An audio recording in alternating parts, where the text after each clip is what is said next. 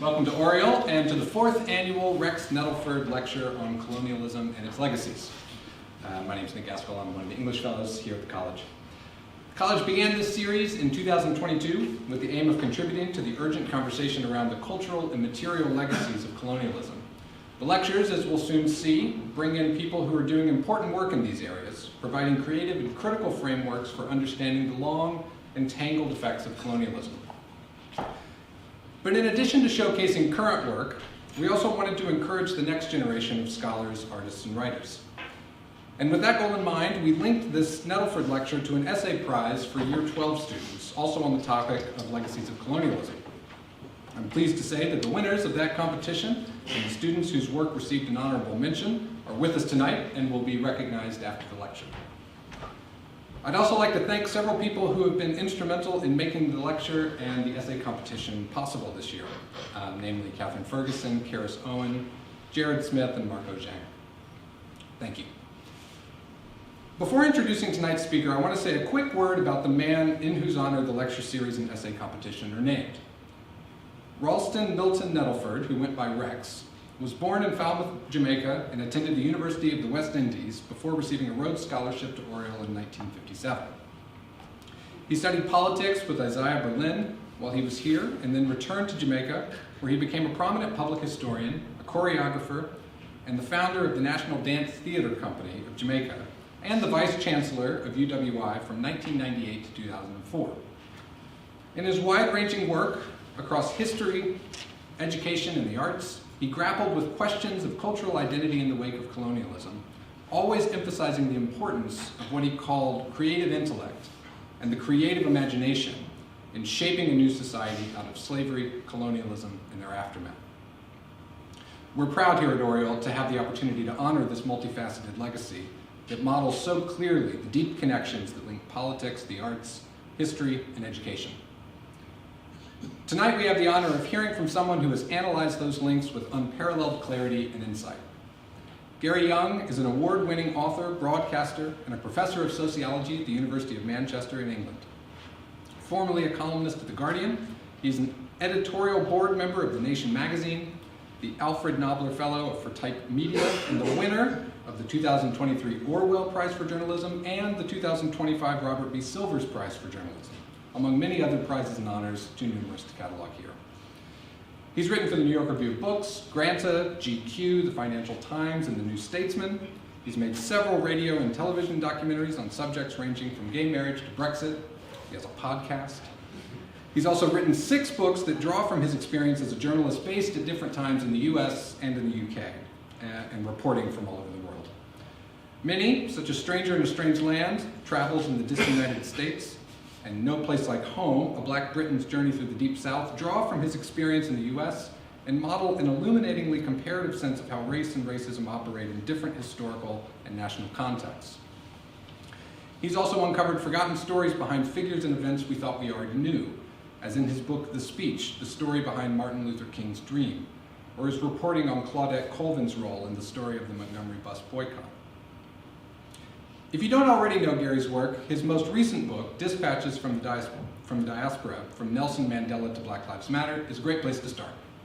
It stretches from the first piece he ever wrote for The Guardian on the election of Nelson Mandela, through to his last, with stops at many of the defining issues, questions, and events of the last 30 years. When I moved to this country, you might have heard from my accent, I'm not from around here. When I moved to this country 7 years ago, I needed a civics lesson to bring me up to speed on the politics of race and the legacies of colonialism in the UK. Gary's writing gave it to me. I can't wait to learn from him tonight. His talk is titled The Man Who Photobombed Gaulle. Please join me in welcoming Gary Younge.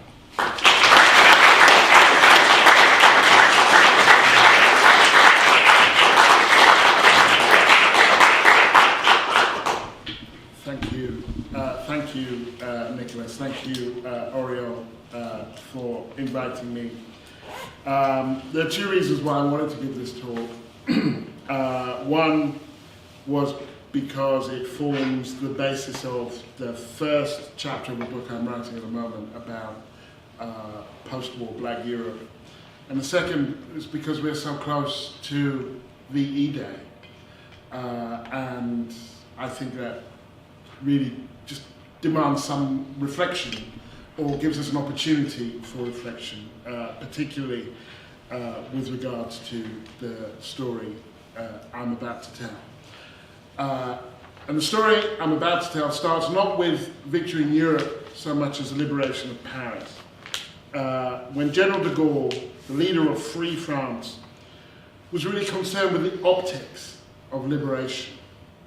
It had taken just 6 weeks for Germany to conquer France in 1940, after which the Vichy regime eagerly collaborated, and the Americans and the British, who would provide the lion's share of troops and firepower, were the ones who had really forced the Germans out of France. But de Gaulle wanted the French troops to be seen to be among the first to liberate the capital. And so he went to General Eisenhower and he asked him if that would be possible. And the Americans agreed, but no less concerned with optics than de Gaulle, they had one main condition, that the troops in question had to be white.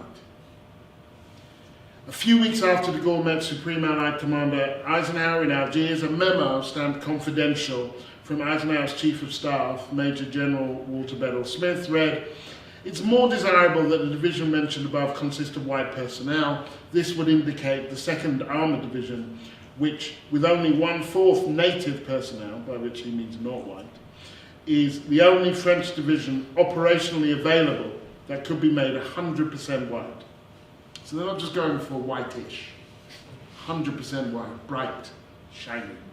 The British agreed. General Frederick Morgan wrote to Allied Supreme Command lamenting, "It's unfortunate that the only French formation that is 100% white is an armoured division in Morocco. Every other French division is only about 40% white, and I've told Colonel de Chevigny that his chances of getting what he wants will be vastly improved if he can produce a white infantry division." De Gaulle acquiesced. To be clear, the US was comfortable spilling blood and spending treasure to free France, and then choreographing that freedom in a way that gave credit to the French for delivering it. What they couldn't tolerate was the sight of one of the continent's most celebrated cities and a global cultural mecca being rescued from barbarism by black troops. They called this the blanchissement, or the blanchiment, or whitening. And as Morgan intimated in a previous memo, it was much easier said than done. With most of the original French army captured, killed, deserted, or otherwise neutered, the Free French forces comprised 2/3 colonial troops. They drew their ranks from across West, Central, and North Africa, as well as the Middle East, the Pacific, and the Caribbean. These were the troops that had assisted in the Allied liberation of North Africa, Italy, and would then land in southern France. There simply weren't enough white soldiers in any single battalion to make this plan work. But needs must. Where necessary, black soldiers were confined to barracks and replaced with white counterparts drafted in from other units. When there still weren't enough, de Gaulle included those soldiers from North Africa and the Middle East who were white enough, who were light-skinned enough that you wouldn't notice, as well as Spaniards. And so it was that on August the 25th, many of those who fought for Europe's liberation were denied the right to participate in it, because at the 11th hour it became patently clear that the freedom for which they were fighting did not apply to them. But at least one guy didn't get the memo. The very next day after liberation, de Gaulle comes into Paris to claim back the capital after 4 years of Nazi occupation, and walks down the Champs-Élysées. Matthew Cobb, in 11 Days in August, his comprehensive account of the capital's liberation, writes, "There was a continuous clack-clack from the press cameras, joyous chaos that reigned behind the massive circle of policemen and firemen stationed around the circumference of the Place de l'Étoile." And among these pictures, there is a detail that you might well miss if you weren't looking for it. But once you see it, you can't take your eyes off it, even if its significance is not immediately apparent. For there, in the thick of the revelry, along with the celebrating crowds and po-faced officials, is George Duxon, a diminutive black man from Gabon, effectively photobombing de Gaulle in the nation's moment of glory. Duxton sports a pair of billowing culottes with a white shirt. There he is. His right arm is in a sling because he has been, the Nazis have only just left. And I think there's a slide here where you see he was actually involved in some hand-to-hand combat and shooting, taking over tanks and so on. And this is how he gets shot in the arm. His right arm is in a sling. As de Gaulle lays a wreath, there he is, a few feet behind him, being glared at by a French official. You see this guy here giving him the stink eye. As a reedy 6'4" de Gaulle strides stiffly down Paris's main drag, we spy the smaller, sturdier frame of Duxton, at times over his left shoulder, the sole black face among a human skyline of French military kepis and balding pates. A little later we see him just in front of de Gaulle being manhandled by what appears to be a police officer. Duxton appears to protest. You see the little writing underneath says, translated, General de Gaulle walking down Champs-Élysées, to his right, the Negro Duxton. He appears to protest, swiveling his torso around even as he keeps walking. And in one picture, de Gaulle is clearly aware of the fracas, turning his gaze towards the commotion to his left. So, who was this man in this photograph, and why, as we just passed the 80th anniversary of VE Day, and coming up to the 81st anniversary of France's liberation, is this detail significant? Well, that's him on top of the tank there. What we know about Duxton comes from a book by René Dunant, a Parisian journalist and raconteur, called Ceux de Paris, 1944. An eyewitness account of the liberation of Paris that stands somewhere between a war diary and a first very rough draft of history. As Dunant tells it, Duxton was a lover, fighter, chancer, adventurer, braggart, extrovert, and something of a scoundrel. Pretty much everything we know about him comes from Dunant's book. He was born in a westerly coastal town in Gabon of Port-Gentil, but it was then French Equatorial Africa. His dad fought for the French during the First World War, and as a teenager, Duxton enlisted straight away in the Second World War. After 6 months basic training in what's now the Gabonese capital, Libreville, he went to France as a sergeant. He was captured by the Germans in June 1940, spent the next 2 years as a prisoner of war. After several attempts, he finally escaped in 1943, along with a wealthy industrialist, and headed for Paris, where his former prison mate, escapee, employed him as a chauffeur and to run errands. There, he joined the resistance, and in the week preceding this German surrender, he fought tenaciously in street-to-street combat, earning himself the nickname, the Lion of the 17th Arrondissement. The arrondissement is like a district in Paris. As something like the rule of law begins to be restored following the chaos of the liberation, Duxton shifts from being an enforcer of order to a transgressor. He's been stealing goods left behind by the Germans, which prior to liberation would have been fine, and selling them on the black market. But then he's arrested by Paris's new military police, who are among his previous resistance colleagues.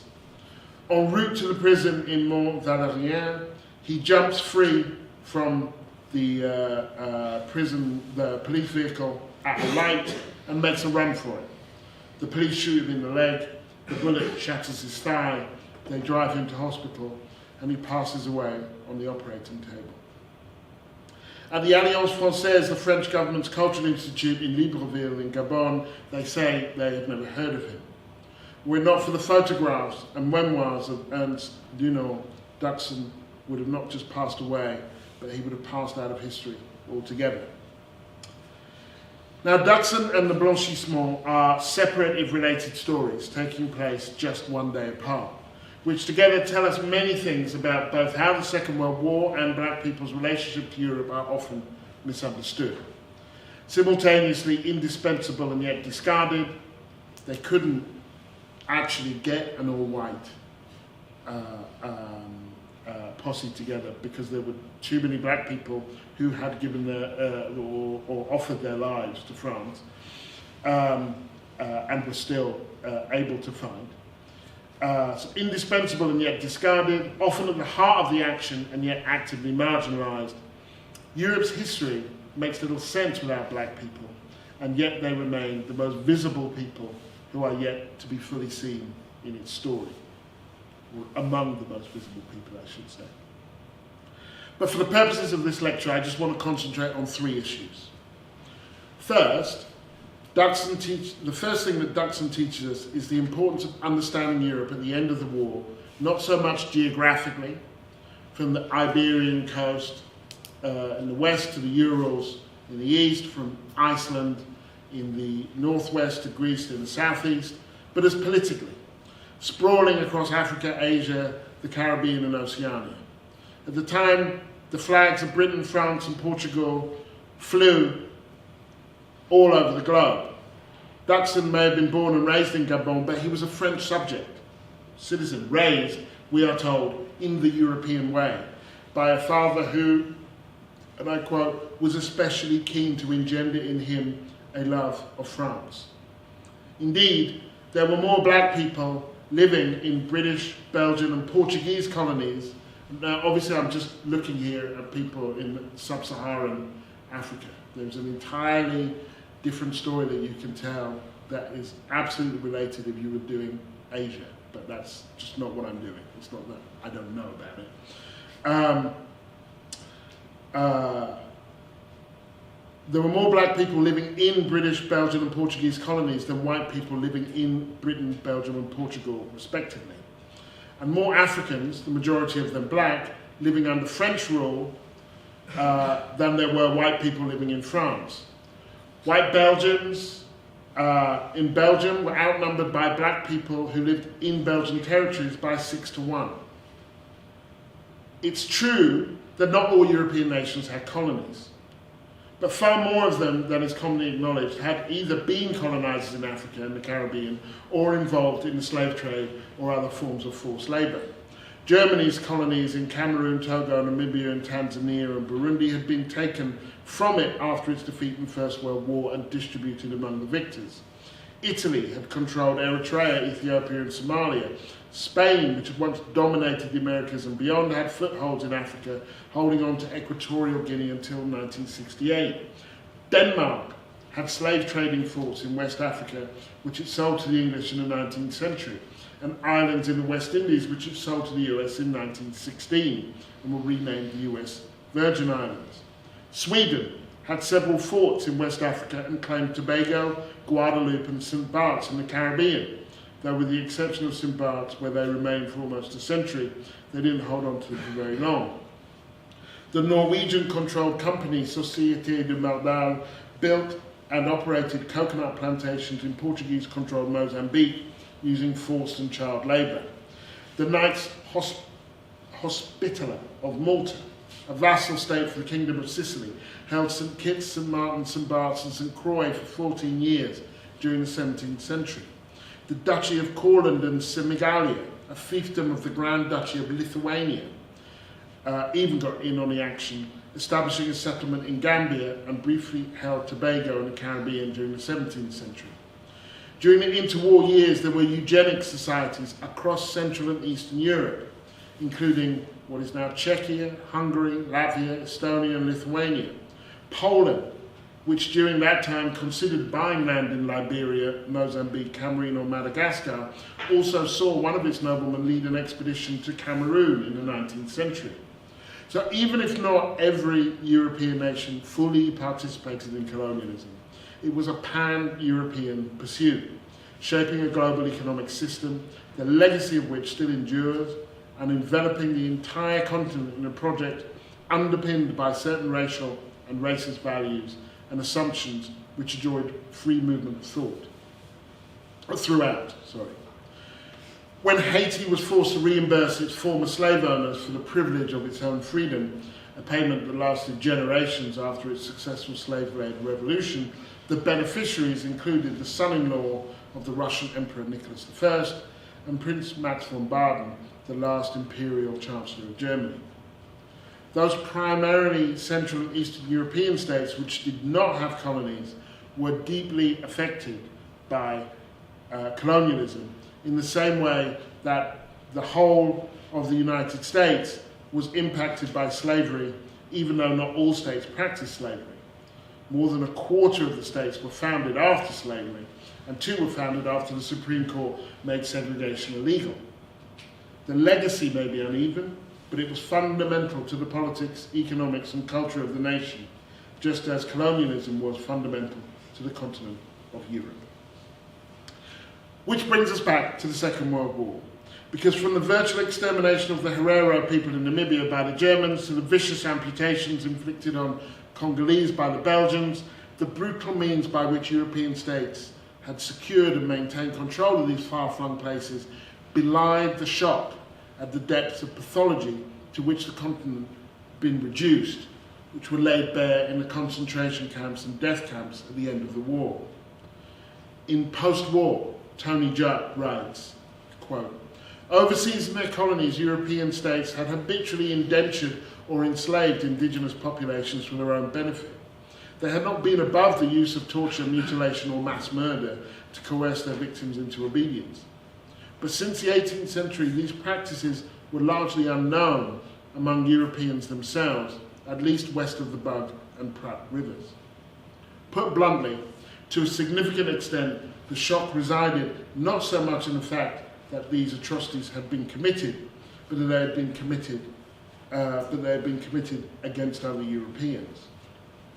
This fact was highlighted on the second day of direct examination at Nuremberg, when the chief of the Nazi Luftwaffe, Hermann Göring, whose father was the governor of what became Namibia, was asked for his definition of Lebensraum. Now, Lebensraum was the German policy of expanding by taking over other people's land. And he said, well, that concept is a very controversial one. This is Göring speaking. I can fully understand that the powers, and I refer only to the 4 signatory powers, so America, Britain, Soviet Union, and France, who call more than 3/4 of the world their own, explain this concept somewhat differently. The reality is they saw no need to explain to anybody, least of all themselves, because they had won the war. But the distance between the colonies and the metropole enabled significant implausible deniability. It was relatively easy for Europeans to deny the brutality and even existence of colour bars, lynchings and exploitation, because most did not personally witness the atrocities and rules that made them possible. A few years before the Second World War, George Orwell had delivered a rebuke to those who failed to see Europe and America's role in the world in a way that so many others experienced it. He was responding to, and I'm not going to read out the title because I forgot to clear it with Nicholas first, and some people might get upset. But he was responding to a book. It was a book review, and the book had said, what we should do is team up with America and France and fight the autocracies, the dictatorships in the Soviet Union and Nazi Germany. And Orwell's argument in 1939 was, are we actually really democracies? Let's take a look at that. And he says, what we always forget is that the overwhelming bulk of the British proletariat doesn't live in Britain, but in Asia and Africa. This is a system which we all live on and which we denounce when there seems to be no danger of it being altered. In The Pleasures of Exile, the Trinidadian novelist Sam Selvon would inform a British public, surprised to see a black man in their midst in the 50s, we have met before. And I thought about that quote, actually, with the recent Prime Ministerial statement in which he talked about us being an island of strangers. My mother grew up in Barbados. She came to Britain with a British passport. She wasn't an immigrant, actually. She was a British citizen. She didn't cross the border crossed her. She studied Shakespeare and was actually, she's dead now, but she used to tell me how surprised she was at how little British people knew about their own history.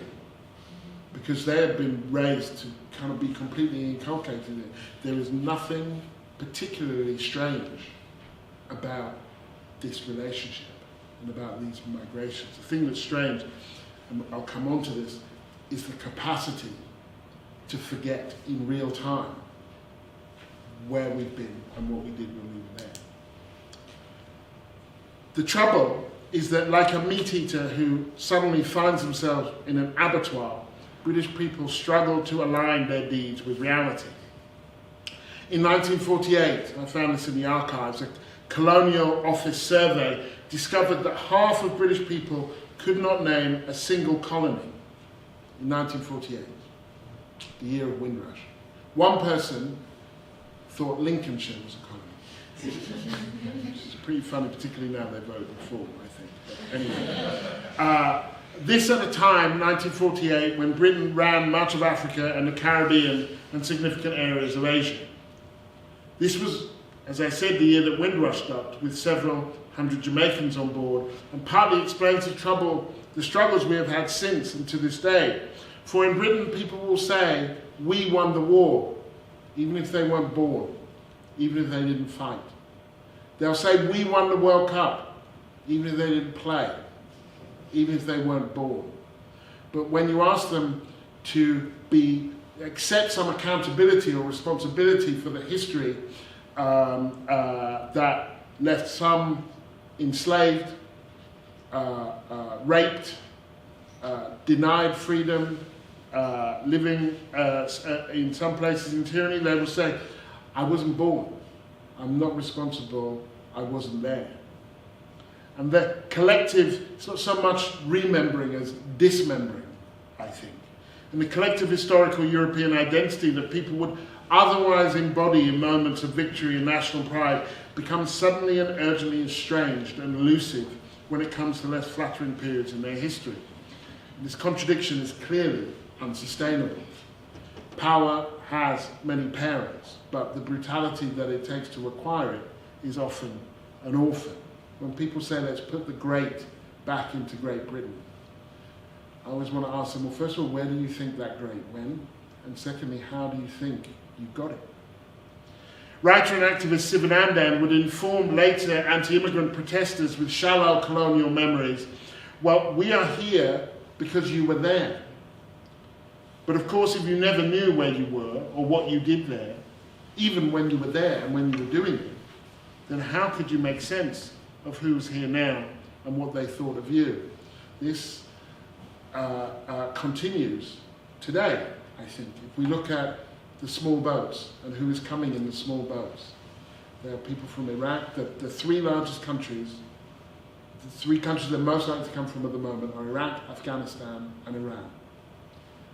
Two countries that we quite recently bombed in an area that we have been complicit in destabilizing, and one country whose democracy we undermined because they had the audacity to want to keep their oil profits. How come England did not know me, asked Gilbert in Andrea Levy's novel Small Island, pondering Britain's apparent arrogance of his native land. It was inconceivable, he says in the novel, that we West Indians, we members of the British Empire, would not fly to the mother country's defence when there was threat. But tell me if Jamaica was in trouble. Is there any major, any general, any sergeant who would have been able to find that dear island? This sense of reckoning was not reserved for the United Kingdom. The war, by necessity, upended relations and transgressed regular hierarchies in a way that exposed colonialism's pathology and mythology. Ousmane Sembène, the Senegalese filmmaker and novelist who served in the French colonial army, recalled, in the army we saw those who considered themselves our masters, but we saw them naked, in tears, some cowardly or ignorant. When a white soldier asked me to write a letter for him, it was a revelation. I thought all Europeans knew how to write. The war demystified the colonizer. The veil fell. Thanks to independence in Africa and the Caribbean, the distinction between the space Europe occupies, geographically and politically, is not as stark today as it was in 1945. But it's still evident. take any euro note, turn to the side with a map on it, and in the far left-hand corner, you'll see some dots. Most, like the photographs of Duxon, you'd miss if you didn't know they were there. But zero in and you'll see that they are the islands and territories belonging primarily to France, Portugal and Spain, from the Pacific Ocean to the Caribbean, where the euro is used. France's longest land border is not with Spain, but with Brazil, thanks to French Guiana, which is absolutely a part of France. It is a department of France. You fly from Cayenne, which is the capital, to Paris. It's an internal flight. It's like going from here to the Orkneys or something. So European has not been synonymous with white for several centuries now. And this was not primarily as a result of black people immigrating to Europe to look for work after the Second World War, but of Europeans travelling around the world to seize land, resources and labour in the name of civilization. And that brings me to my second point. While the Second World War marked a welcome triumph over the genocidal and militaristic pathologies of the Axis powers in general, and Nazi Germany in particular, it can in no way be meaningfully understood as a war for democracy or freedom, since neither existed within the Allied powers at the time. The US undertook the battle with a racially segregated army, while it denied African Americans the vote and their basic civil rights in the South, while Britain and France, along with other European states, were imposing colonial rule across the globe. The Soviet Union, of course, had its own issues. Indeed, at the very moment that much of Europe and the US were celebrating their victory against tyranny, large numbers of people across the globe, most of them black and brown, were fighting to secure freedom either from or within those very powers. The contradictions were apparent in real time. A skirmish between Algerian militants and French authorities in the Algerian towns of Sétif and Guelma on VE Day, so that's 80 years ago, just two weeks back, resulted in the massacre of between 15,000 and 20,000 Algerians. That same month, Syria and Lebanon also saw huge protests against French colonial rule. 6 weeks after that, there was a general strike in Nigeria, which was run by the Brits. 8 weeks after that, Sukarno Muhammad Hatta declared Indonesia's independence from the Netherlands. 2 weeks after that, Ho Chi Minh declared Vietnam independent from French rule. African Americans, of course, saw this contradiction as well. A couple months after the bombing of Pearl Harbor in 1941, a 26-year-old from Wichita, Kansas, named James G. Thompson, wrote a letter to the black newspaper, the Pittsburgh Courier, anticipating the conflicted feelings of so many who assisted in the war effort.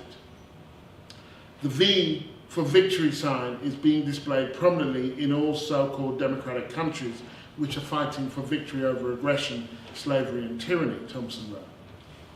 If this V sign means that to those now engaged in the great conflict, then let we coloured Americans adopt the double V for victory, for a double victory. The first V for victory over our enemies from without, the second V for victory over our enemies from within. The notion that the Second World War was not fought for universal freedom was actually a less contentious idea at the time than it is now. Between August 9th and 12th, 1941, Franklin Roosevelt and Winston Churchill met aboard naval ships in Placentia Bay off the southeast coast of Newfoundland to work on the principles that would prevail in the New World Order should the Nazis be defeated. They produced the Atlantic Charter, which extolled, I quote, the right of all peoples to choose the form of government under which they still live. A month later, Churchill clarified to the House of Commons that when he said all peoples, he didn't exactly mean all peoples. He meant Europeans living under Nazi rule. He said, we had in mind primarily the restoration of sovereignty, self-government and national life of the states and nations of Europe now under the Nazi yoke.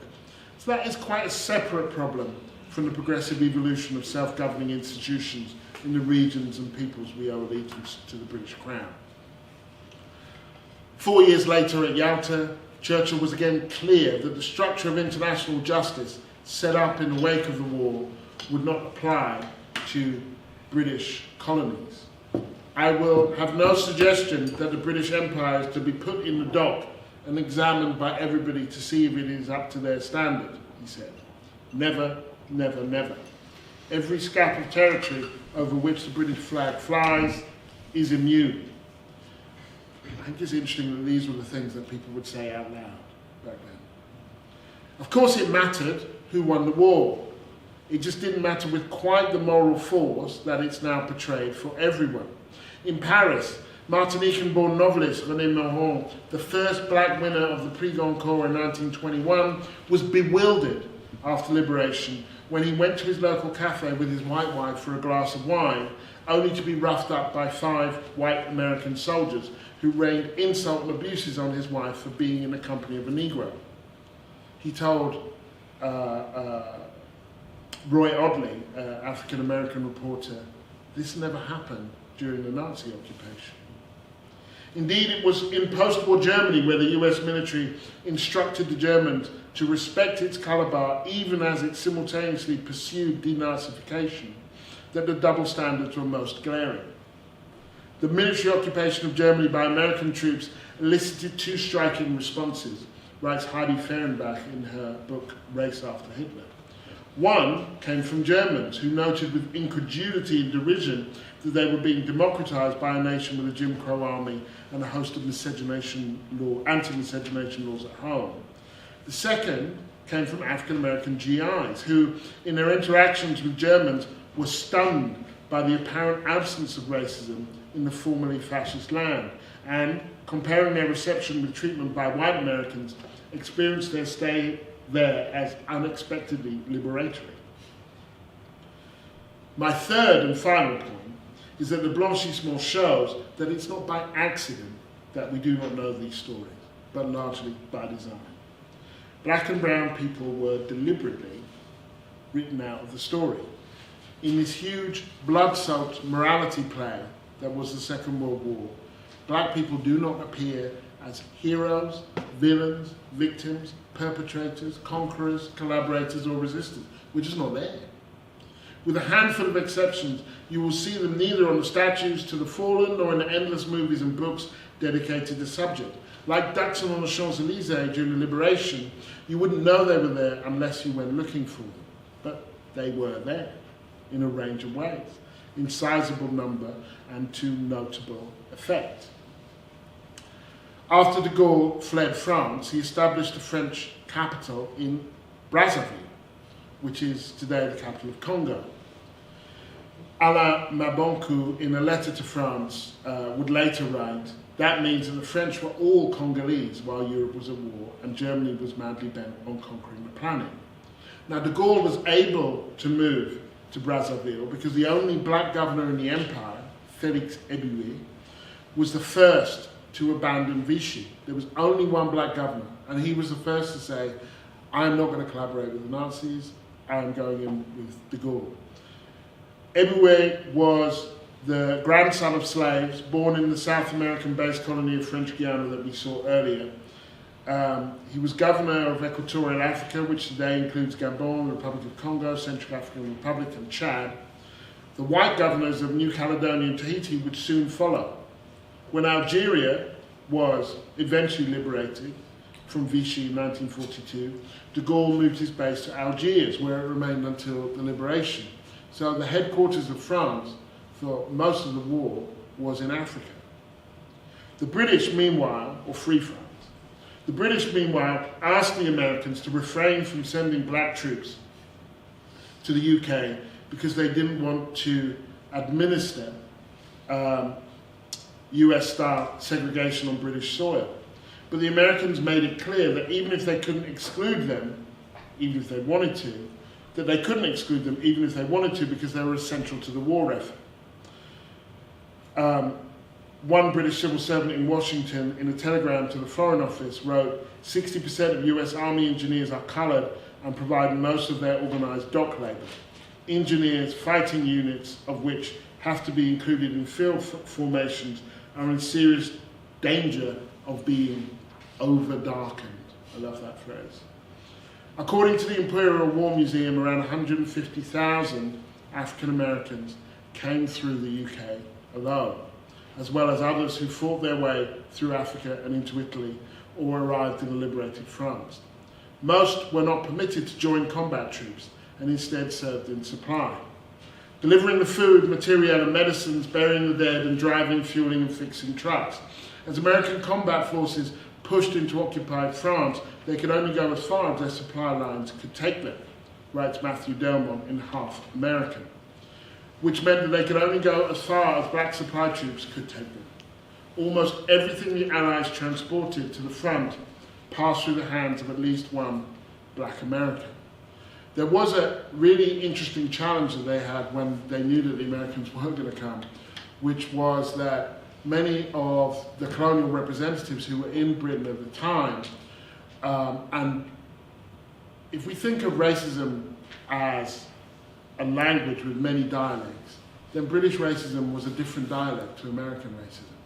And they found it, the British found it very awkward because the Americans were saying, look, we're not eating in a segregated restaurant or in an integrated restaurant, those people have to go. There was, I think it was Anthony Eden, made the suggestion that British colonials in Britain at the time should wear a Union Jack pin. And that way the Americans would leave them to the Brits to discriminate against in their own way, that the Americans would not discriminate against them, they would know to leave them alone. Churchill, when the head of the Colonial Office complained to him about an incident in which they had to move from one restaurant to another because the Americans had objected to the black people he was with, Churchill laughed and joked, just give them a banjo and tell them that they're with the band. But black involvement went beyond Britain, France and the US, although they were the three major powers. The lion's share of Belgium's military contribution to the Allied cause came from black people, because Belgium surrendered after just 18 days of fighting. The Force Publique. Most of its remaining troops came from the 40,000 strong Force Publique, which primarily fought the Italians in East Africa and helped staff garrisons in West Africa.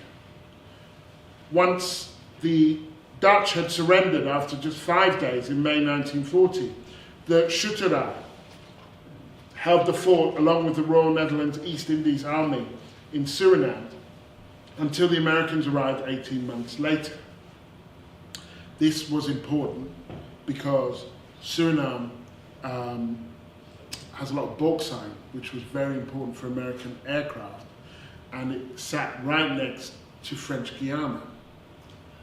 And so French Guiana went Vichy.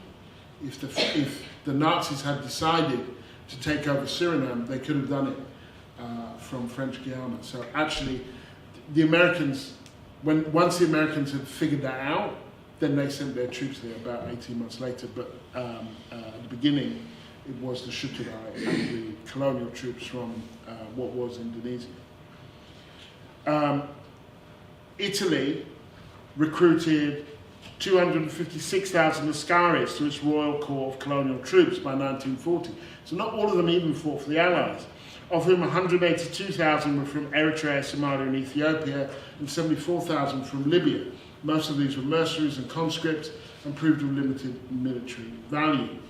Between them, black troops played, and they weren't the only ones who fought for the Axis powers. There were, interestingly, and there is another talk I do about the black experience in Nazi Germany, because Nazi Germany was inconsistent in its persecution of black people. It was very consistent in its persecution of Jews, very inconsistent in its persecution of black people.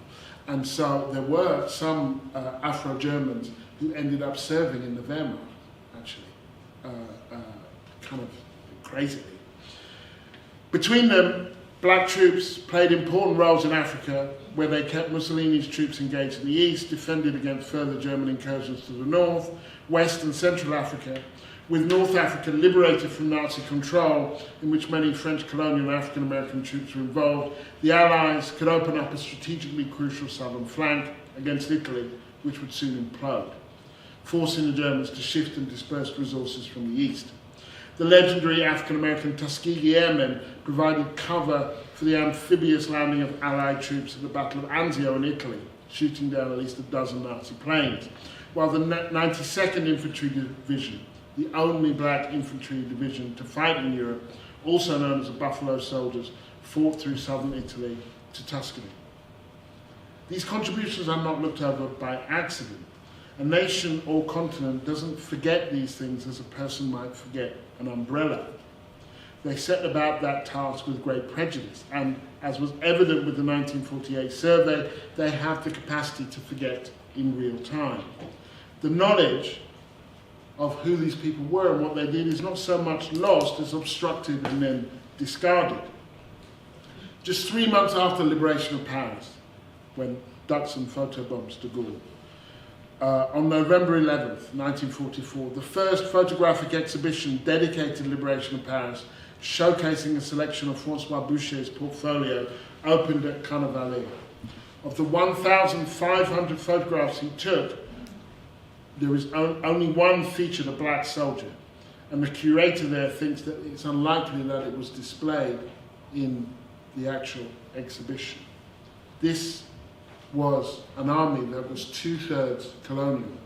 Within 3 months of France being liberated, you can't see the people who fought and helped liberate France.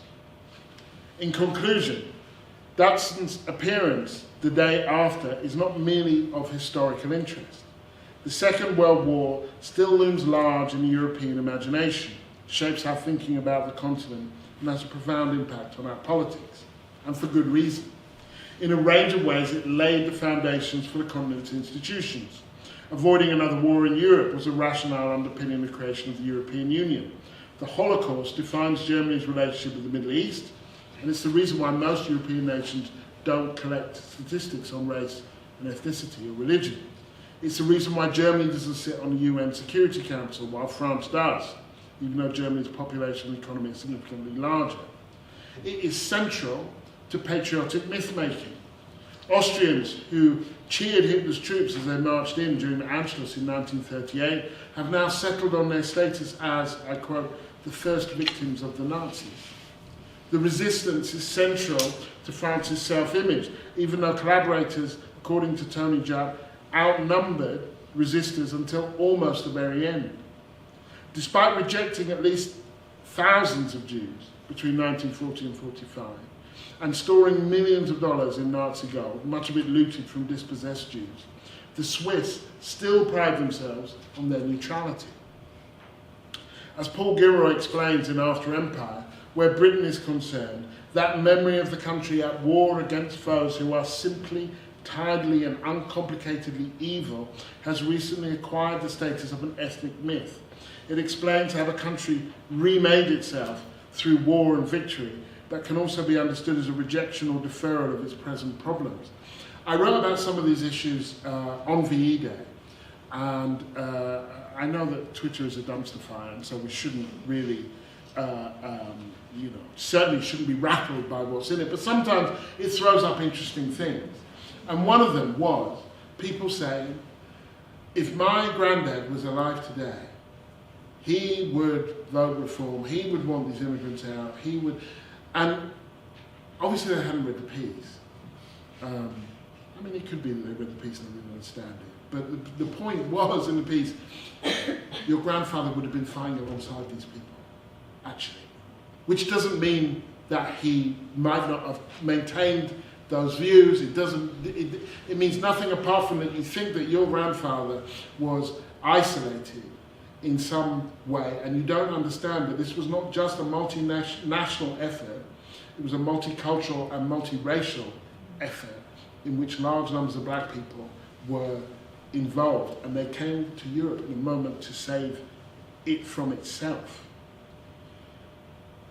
This is why, given the weight the war still has on our national imaginations, the significance of seeing Dutson in that picture resides in asking ourselves how we might think about ourselves differently as a continent if the Second World War were understood as a multiracial endeavour in which black people were integral as opposed to a conflict in which their presence is acknowledged, if it's acknowledged at all, is misunderstood as peripheral to it.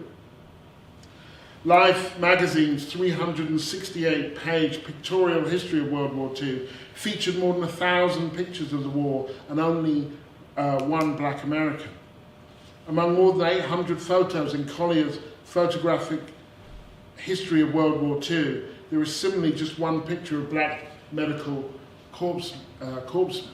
I saw very little acknowledgement in this recent 80th anniversary to the role, beyond the peripheral role, oh yeah, they were there too, of colonial troops and African American troops in the Second World War. How would our conversations about responsibility, obligation, entitlement, sacrifice, patriotism, integration, welfare, equality, justice, and so on, how would they be shaped and changed as they relate to black people and migrants? How would they be discussed if their contributions in this crucial moment were properly recognised? How would we understand terms like threat to Western civilization and the values of liberal democracy, so often bandied about, if we could grasp not only that the greatest ever threat to those values in Europe over the last few centuries came from within the continent, but that black and brown people rallied en masse to defend those values even when their European colonial overlords decided that those values didn't apply to them. How would we understand the fact that Toulon, the first major town to vote for the Front National back in 1917, was liberated by Algerian troops at the end of the Second World War? In short, how different would our view of black people's place in the continent be today if we were to spot Duxon in those pictures of August 26, 1944, and not think, what is he doing there? But instead, where are all the others? Until lions have historians, goes the African proverb, tales of the hunt will always glorify the hunter. And Europe has done more hunting than most. We could do worse than revisit the history of the Second World War through the experience of the lion of the 17th arrondissement. Thank you.